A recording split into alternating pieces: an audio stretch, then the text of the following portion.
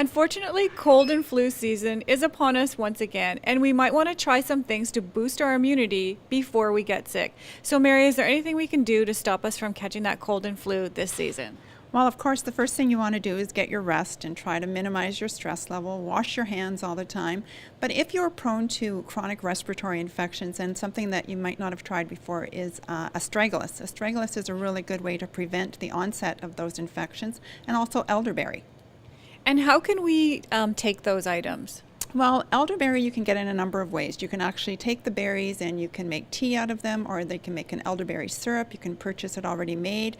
For the astragalus, you're pretty much into either using the root or as a tea, or actually buying this herb in a capsule form.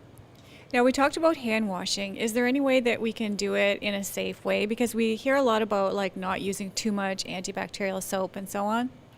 Well, certainly you don't want to just always overdo it, but if before you eat, always wash your hands. If you've been out in the public, wash your hands. If you've been using money, wash your hands. If you're in a school situation, wash your hands. Anytime before you eat, wash your hands. If you've sneezed, wash your hands.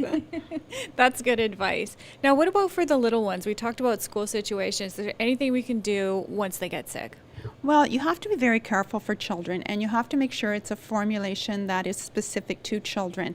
Some of the ones that are most often recommended for children actually have the elderberry in them, so they're completely safe. I like the idea of taking the hot, relaxing teas to help you. What are some of the benefits and what are some of the things that the different teas do and alleviate your symptoms? Well, a lot of the teas have plants and herbs that are rich in vitamin C. Also echinacea, which is good for boosting your immune system.